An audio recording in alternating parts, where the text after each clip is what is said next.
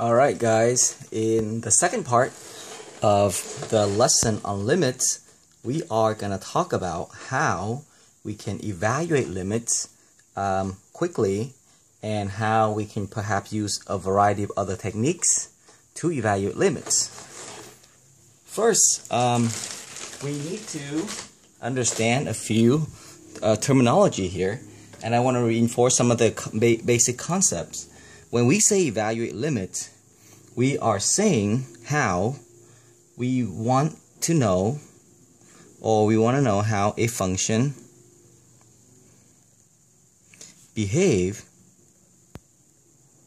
near a point C. Okay, so we don't care about the exact value at C. We just want to know how a function behaves near C.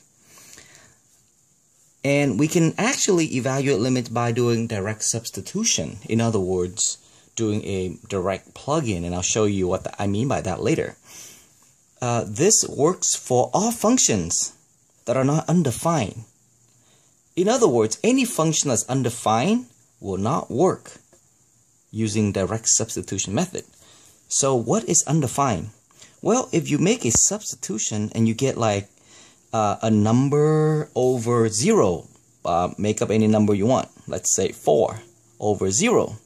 That's undefined. And that won't work using direct substitution. Or if you make a substitution and you get something that's indeterminate.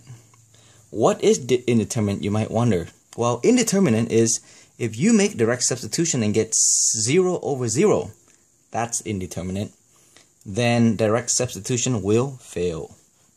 So I'm going to take you through a lot of examples here where direct substitution is going to work out for them. And then there will be a couple of examples at the very end where direct substitution will not work. But to be more specific, most or all power functions without a denominator will work well with direct substitution. Consider this first one, 3x squared plus 2. We can start by taking as x approaches 3, we can just do a direct substitution, meaning take that 3 and plug it into x. And then don't forget to add 2. Simplify the work. That's 9. 9 times 3 is 27, plus 2 is 29. So we are saying that the limit of the function 3x squared plus 2 as x gets close to 3 is 29. And we found that by using a shortcut we call direct substitution, meaning we can directly plug 3 in for the letter x. Or let's say if you want to go back to the first lesson where I go, okay, let's plug in a number that's near 3, so like 2.99999, then you will still get 29. Okay? But direct substitution does it a bit nicer. Move on to the next one. Start off by doing direct substitution. Just plug this into those x's. See what we get. 1 square, right? 1 square plus 2 times 1, because that's an x, plus 5 over 1 plus 1, so 1 plus 1. Let's see what we get. Hopefully we don't get an undefined or indeterminate. If we don't get either one of those, then we're fine. If you do the math, this is 8 over 2. That divides into 4. So that's our limit, and we're done. See, so direct substitution is a technique, and it's very nice. It doesn't work all the time, though, and that's why we have to have it as a tool, but we won't be able to use it all the time. Here is another example. Let's start off by direct substitution. Square root of 2 times 0 squared plus 4. That equals to the square root of 4, because you know how that's 0 times 2 is 0 plus 4, which is 4. And we know that the square root of 4 is 2, and it came out pretty nice. So that's the answer. That's the limit of this problem. Okay? Direct substitution works out very well. Let's do another one. Remember, this is cube root. So plug 3 in there. The cube root of 2 times 3 squared minus 10. 9 times 2 is 18, right? 18 minus 10, and 18 minus 10 is 8, like that. The cube root means you're looking for a number such that when you cube it, you get 8, all right? And a number such that when you cube it, you get 8 is the number 2. So the answer is 2, okay? So you might wonder, wow, it's getting pretty easy. And it is. It's actually not that bad, all right? Awesome. Now, before we take a look at some of the trig functions, I want you to be able to graph sine and cosine, and I know that some of you have some trouble doing that, so I want to make sure that you have that skill. So I'm going to go ahead and graph sine and cosine up here so that we can quickly answer these questions without looking and figuring out what is sine, what is cosine. Start off by drawing yourself an x-y axis. Okay, so I'm going to draw myself a little x-axis, y-axis there, and then let's go across and draw my x-axis there. And then the graph of sine, guys, has a period of 2 pi. So here's what I want you to do. I want you to label, take the segment, call that 2 pi. Okay, and then from the origin to 2 pi, divide that into 4 equal parts. So cut it in half, and that's pi. From here, cut it in half again, and that's pi over 2. Okay, so now this unit right here is 3 steps away from the origin. Okay, so 1, 2, 3. So the way how you label that is you label that 3 because it's 3 steps away, and then pi over 2. Pi over 2. So that's an easy way to label your units. And then sine is going to have a height of 1. It will max out at 1. And it will go to the lowest also at -1. Okay, and then make sure you know how to graph the letter sine. It looks like a semicircle to start, so it goes like this. Okay, so it goes like this, and it peaks at pi over 2. So it's like a semicircle, and then it continues down. So make another semicircle down here. I guess that's one way to remember the graph of sine, and it peaks at 3 pi over 2, or it goes to the lowest point at 3 pi over 2. Okay, keep that in mind. We're ready. So this is your sine function. Okay, go up here. Sine as x approaches pi over 2.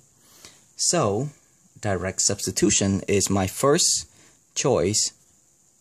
And let's see what we get. Sine of pi over 2. Remember, as long as you don't end up with something that's undefined,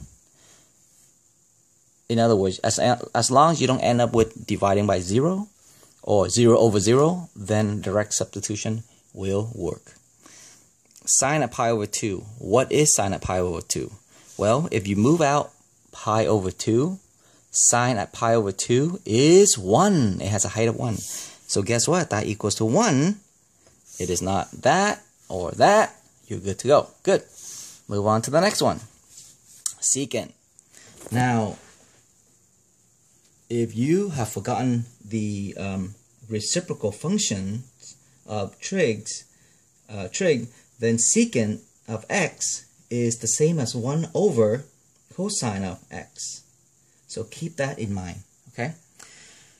When we want to evaluate this limit, the first thing we're going to do is we're going to go ahead and plug 0 in there, all right?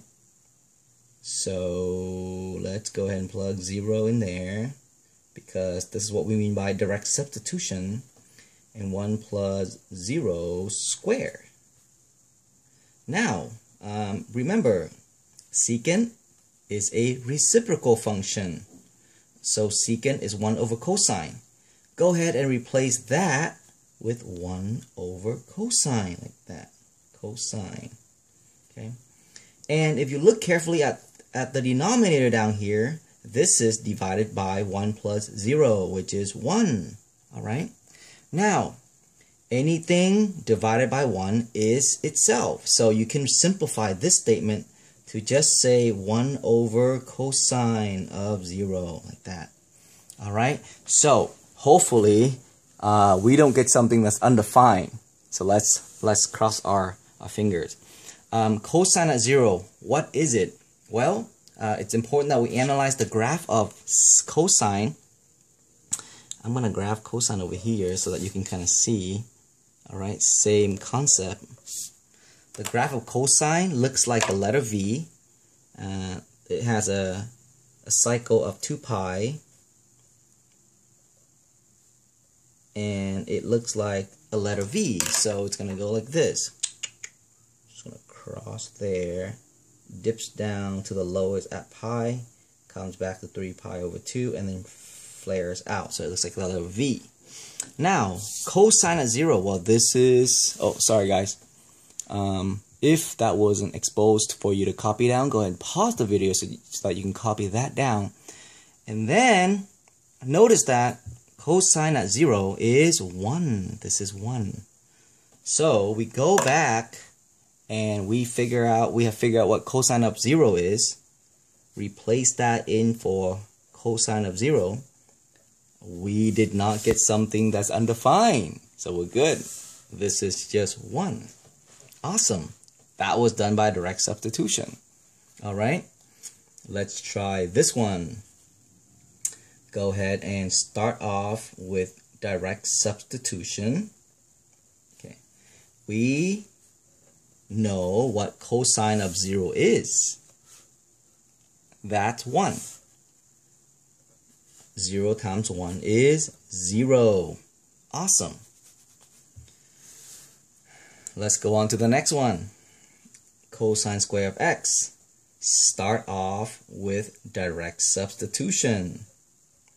We know what cosine of 0 is because we graphed the function of cosine and it's right there. So that's equal to 1, and then we squared, and we know that 1 squared is 1.